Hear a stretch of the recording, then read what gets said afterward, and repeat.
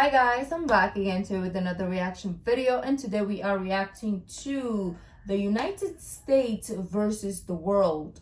Who would win military? Well, this is the entire world versus one country. So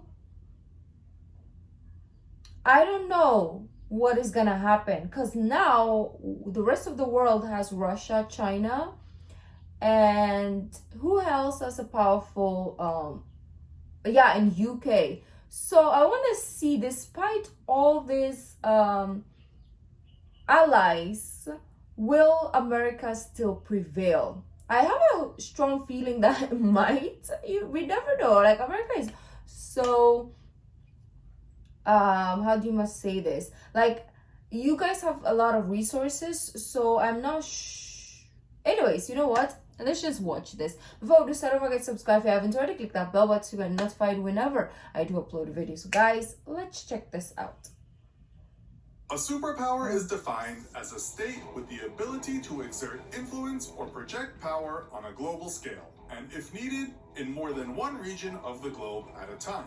The United States, currently the world's sole superpower, fits this description, with an official military doctrine that states its military forces must be ready and capable to fight two major theater wars simultaneously, a capability no other nation on Earth can even approach. But what would happen if the United States found itself in a war against the entire rest of the world?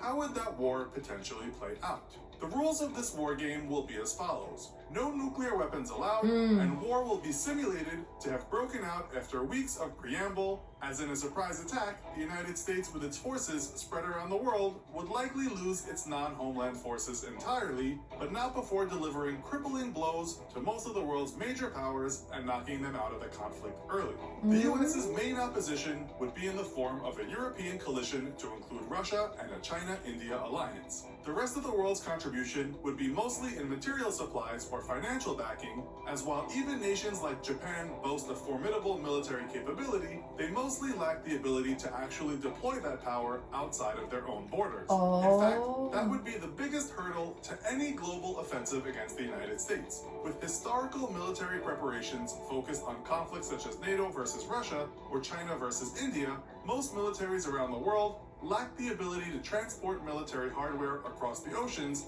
in a meaningful quantity, making a decisive assault against the US homeland impossible.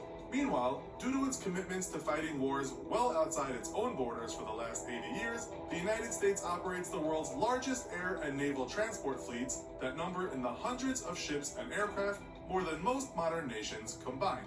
This lack of mobility will prove to be a major weakness for the global alliance and severely hinder their ability to respond to U.S. actions. Today, the United States operates its forces in every geographic area of the world and has split its command structure into 9 combatant commands, 6 responsible for global geographic areas of responsibility. In the weeks leading up to the outbreak of war, the United States would likely pull its forces out of Europe and non-American bases in the Pacific, disbanding. We are definitely fudged. Like, imagine this country against the whole world and it still wins. Like, we as a world is fudge. So never get onto the bad side of US. That is like the how do you must say this, the lesson here. Its European, African, and Southern commands. Pacific Command, Northern Command, and Central Command would absorb these forces. Battlefield 1. If I knew, I would have talked during the ad, but yeah, like, don't get into any sort of war with America. Middle East. U.S. Central Command would receive an influx of former European assets, with the U.S. bolstering its forces in the Middle East and bases in Afghanistan and Iraq with one goal: destroying the major oil refineries and distribution centers while denying access to the sea lanes that transport oil from the region. 81% of the world's oil reserves are located in OPEC countries, and over 60% of the world's oil passes through the Arabian Sea alone. The US's strategic goals would be simple: shut off the global oil tap. With the world's 12th largest oil reserves, the United States could easily supply itself while denying the rest of the world access to vital Middle East oil. Oh Europe, no. which would represent the United States' most formidable adversary, relies on Middle East oil for 40 to 50% of its total annual use, meaning an American stranglehold on the region would cripple any European war effort as reserves run out and their economies begin to collapse. China would face a similar problem, as 50% of its total oil imports all come from the Middle East, making the region the first front in our war. At the outbreak of war, the United States would first strike at oil production and distribution facilities across the Middle East via carrier-based strike aircraft backed up by former European theater aircraft, now based off American bases in Iraq and Afghanistan. With the world's largest air tanker fleet and flanking the all-important Persian Gulf from both Iraq and Afghanistan, American aircraft could penetrate deep into Middle East territory with impunity, striking at targets from the Straits of Hormuz all the way to the Suez Canal itself. Though regional forces would be able to offer some initial resistance, most operate outdated Soviet-era or non-modern American-built aircraft, with the exception of current U.S. allies such as Saudi Arabia, who would be able to field modern variant F-15s, Typhoon Eurofighters, and Italian-British Tornado multi-role strike aircraft in small numbers. Without European support, however, the air war would go very poorly for Middle East powers for several reasons. Firstly, lacking a joint unified command, each nation would be unable to coordinate its air assets with its neighbors, resulting in confusion and low sortie rates. Most Middle East powers also field very few electronic warfare or early warning and control aircraft. Turkey, Saudi Arabia, and Israel would represent the most formidable threats to American air power, yet neither nation fields dedicated electronic attack aircraft, while the US is equipped with over 200, mostly... Can we just like distract them? But I don't think it will work. I was gonna say, why not distract them with what is happening or what will be happening in Middle East whilst we get oil somewhere in like Southeast Asia or Africa, because those are the next places that we can get oil, right? Whilst they're doing that. But I don't think it will work, because the news will get out somehow and they will start blocking that also, or they would have already like figured that out, right? US would have definitely like 10 steps ahead of everyone, figured that the next resources might come from like Indonesia or somewhere in Africa. So let us just stop that first before, like, whilst fighting this battle in the Middle East as well. Sheet of paper. 35 variants and EA-18G Growlers. Without adequate numbers of AWACS and electronic warfare assets, Middle East powers would be unable to coordinate the large amounts of sorties needed to counter US air power, and they'd find their aircraft and ground-based air defenses actively jammed or spoofed by American EW assets. In the opening days of the Middle East War, the US would likely see moderate casualties among its air forces, as it would be mostly operating against obsolete aircraft and disorganized or inexperienced air forces. The greatest threat to US craft would come from ground-based air defenses, which range in obsoletism, yet remain a formidable obstacle to US air power. With a concentration of American power in the region, it's a foregone conclusion that Middle East powers would have begun to move their air defenses to protect vital oil shipping routes and manufacturing/distribution centers. Yet Desert Storm proved how effective the United States can be at dismantling a nation's air defense network, and most nations in the region have invested little into modernizing their defense infrastructures in the years since. The US would suffer most of its losses to its fourth-generation aircraft, such as its F-15, F-16, and F-18s, while its fifth-generation F-35s and F-22s would prove much more difficult to contend with. With an inventory of 385 active F-35s, over 1,800 more on order, and 197 F-22s, the US retains the only operational fifth-generation air fleets, with current allies fielding a token force of F-35s purchased from America, and the Russians and Chinese still not fielding combat-ready fifth-generation aircraft. Despite its technological and operational superiority, however, sheer numbers would present a threat to American forces. So instead of seizing key oil production or distribution facilities, the US would instead focus its efforts on keeping those facilities and trade route choke points shut down while defending against attacks on its air bases. A single sunk supertanker could block the Suez Canal for weeks, shutting down one of the most important oil trade routes in the world, while constant harassment 10 steps ahead would make the Straits of Hormuz impassable. With few major naval threats in the Pacific, American Pacific naval forces would be split between containing China and bolstering U.S. Central Command forces in establishing a blockade of trade routes across the Pacific and Indian Oceans. With 20 carriers, 11 of which are supercarriers, more than the rest of the world combined, a blockade of the Indian and Pacific Oceans would be easily achieved. With a staggering 80% of global oil trade passing through the Indian and Pacific Oceans, the rest of the world would be forced to abandon any plans to attack the U.S. homeland and first try to dislodge the Americans from the Middle East. Yet they would be doing so while operating on a ticking clock as domestic oil reserves begin running dry. In a prolonged conflict, immediate development of oil reserves in Russia would begin, though with only 80 billion barrels of proven reserves versus over 800 billion in the Middle East, it would be imperative for the global coalition to dislodge the U.S. from the... Okay, it's so complicated. Like, if it was to happen, it would be so complicated. But yet again, the region or face we eventual oil starvation and defeat. Europe would be faced with the difficult decision of committing the majority of its air and naval power to a Middle East campaign, yet with an American navy larger than the next 8 navies in the world combined, they would be doing so at the risk of leaving their coasts vulnerable to harassment from American attack submarines and carrier strike groups. American attack submarines in particular would prove to be an overwhelming force, with 55 nuclear attack subs alone.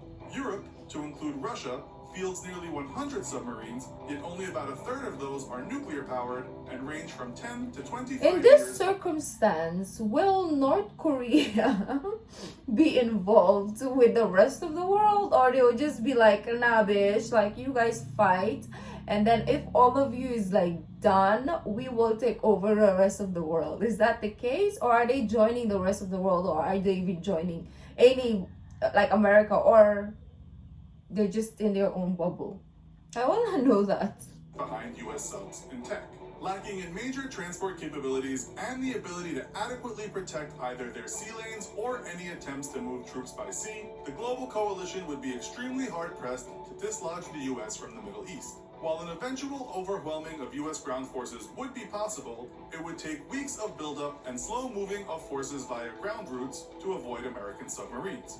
Victory in the Middle East would be possible for the global coalition, but would only come at great expense of dwindling oil reserves, and any attempts to reopen the Middle East trade routes would certainly fail, as the U.S. would concentrate its nuclear attack subs and carrier battle groups in the region. The coalition would be forced to rely on existing land-based pipelines, though these would not be enough to sustain the world economy, and the United States would certainly commit its stealthy B-2 bombers to the destruction of these pipelines and any attempts at building new ones. In short, a land victory would be probable for the global coalition, but without the ability to challenge the U.S. Navy, global trade routes would be permanently shut down, effectively crippling... Well, I was talking about Africa, right? I know this Middle East and Africa-ish is here.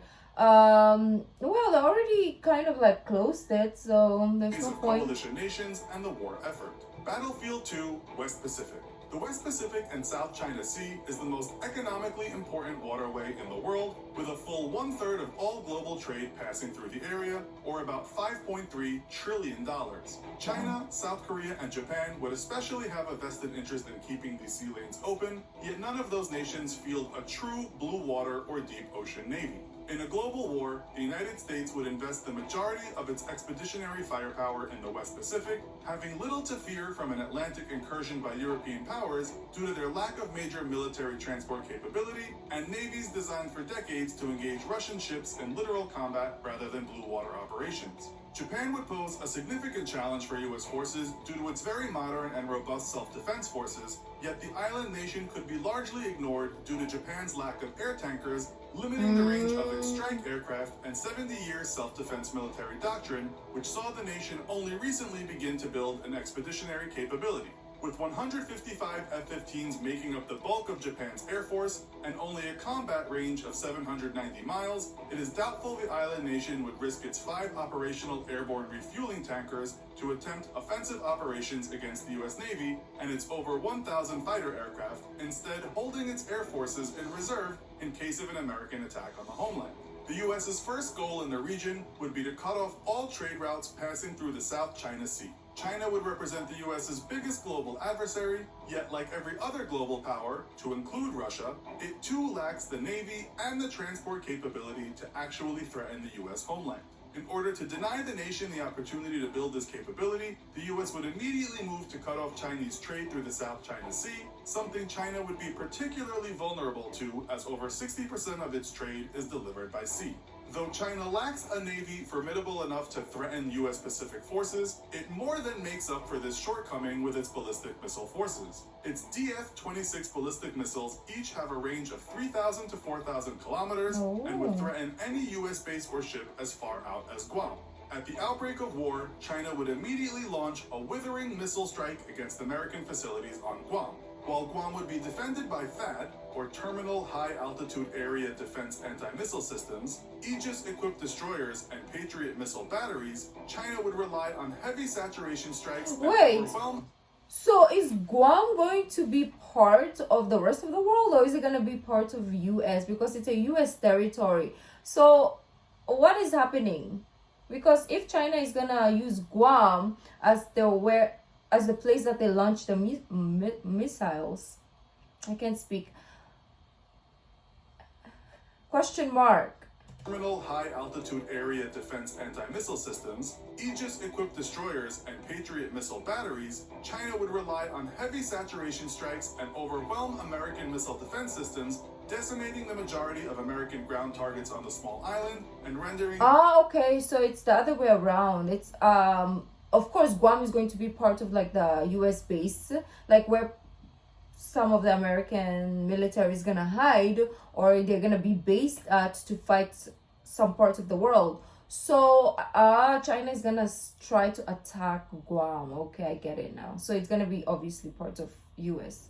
It inoperative as a military forward staging area for weeks. This would force America to rely on its naval assets in the region, which would be the secondary targets of China's opening barrage. Though long touted as carrier killers, China's DF-26 and DF-21 ballistic missiles each rely on a very long and complex kill chain, or chain of military assets required to recon a target, track it, and guide a missile to it. In order to accomplish this, China operates 30 Yaogan tracking and reconnaissance satellites grouped into constellations that, working together, would provide China 16 opportunities per 24-hour period to accurately target a U.S. Navy vessel to within 10 kilometers anywhere in the Pacific. The U.S. would certainly seek to counter this capability with deployment of its anti-satellite weapon systems, of which it remains extremely secretive about. It is impossible to infer just how effective U.S. anti-sat weapons truly are due to a lack of information, but it is known that in the early 2000s, the U.S. Air Force successfully tested a deployment of mini-sats designed to kill or hijack enemy satellites, and in 2008, the U.S. successfully targeted and destroyed a defunct satellite with an SM-3 missile launched from the USS Lake Erie in the Pacific. With every U.S. destroyer and cruiser able to carry the SM-3, this could potentially pose a serious threat to Chinese space assets and degrade the capabilities of their ballistic missile forces. In a push into the Pacific, however, the U.S. would still suffer heavy casualties among its fleet due to Chinese long-range missile strikes. It's probable then that while it works to destroy Chinese space assets from afar, America would instead send its nuclear attack submarine fleet to blockade Chinese waters. China operates about 60 submarines, yet for years, those subs did not go on patrols or even leave port as they were often sidelined by maintenance issues. Only as recently as 2011 did Chinese subs actually begin to leave port, giving U.S. subs the opportunity to tail them and discover that Chinese submarines were surprisingly easy to find and track due to their noisy nature. Defense experts estimated that Chinese sub technology was 10 years behind Russia and about 20 years behind the U.S. The U.S., meanwhile, operates 55 nuclear attack submarines, with most of these being of the modern Virginia class. Armed with torpedoes and a complement of Tomahawk cruise missiles, Virginia attack subs could easily threaten Chinese surface and subsurface vessels and join its Ohio-class ballistic missile submarines in cruise missile attacks against Chinese inland industrial and military installations. While in recent years, China has invested heavily into improving its anti-submarine warfare capabilities, it is still critically behind even regional powers such as South Korea and Japan, meaning that in the end, there is likely little China could do to stop U.S. attack subs. Though it could likely keep American carrier battle groups out of the South China Sea for the first week or two of the war, China would be helpless to prevent a naval blockade by US attack subs. India, also reliant on South Pacific trade routes, would certainly dispatch its naval forces to attempt to break a US blockade, but would face the same issues in challenging US subs that China would. Having only 15 active submarines and also lacking in modern anti-submarine warfare capabilities, the Indian Navy would quickly find itself overpowered by American attack subs. Employing a combination of its submarine and anti-satellite assets, the US would likely break through the Chinese ballistic missile shield within 30 days and enact a complete blockade of the South Pacific, strangling regional powers economically. With a blockade of Middle East oil exports, the global war would then become a war of attrition, with the US starving out the world's major powers while able to sustain itself off its own domestic oil reserves. Having little to fear from a European transatlantic offensive due to Europe's lack of major military transport capabilities, American forces would be free to initiate ground offensives against Canada and Venezuela in order to seize its oil reserves as well. Ultimately, the US Navy, the largest and best equipped in the world, would be the deciding factor in a global war. With such overwhelming firepower superiority, the United States would be able to fight defensively and without launching any major ground offensives outside of North America. Fielding a larger fleet than the next 8 navies combined, the US Navy, backed by the US Coast Guard, could easily defend the Atlantic sea lanes from any European incursion while enacting blockades of major oil shipping routes through the Persian Gulf and Indian and Pacific Oceans. While the world would eventually be able to muster a large enough force to threaten the US, current military capabilities across the globe would be insufficient to prevent these naval blockades and would require years of buildup and expansion of navies from every modern nation. With the majority of global oil trade shut off by naval blockade, however, European and Asian economies would quickly shrink or outright collapse, making such a buildup improbable and ensuring an eventual US victory. Yet that victory would come at a titanic cost to even the US's own economy, and in the end, the entire global economy would likely shrink to levels not seen since the end of the Second World War. So, how do you think this scenario would have played out? Let us know your thoughts in the comments. Also, be sure to check out our other video called North Korea. Well, I want to see that one. But that is not something that we would like to see, because we already knew from the start that obviously US is going to annihilate the whole world if it comes to it, right? But why would you, as a nation, like, I don't know what the cost will be to come up to end up like that. I don't think that is it's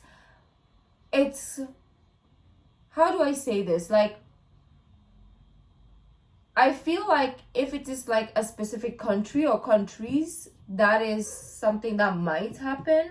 But if it's the whole world, I doubt that it will happen.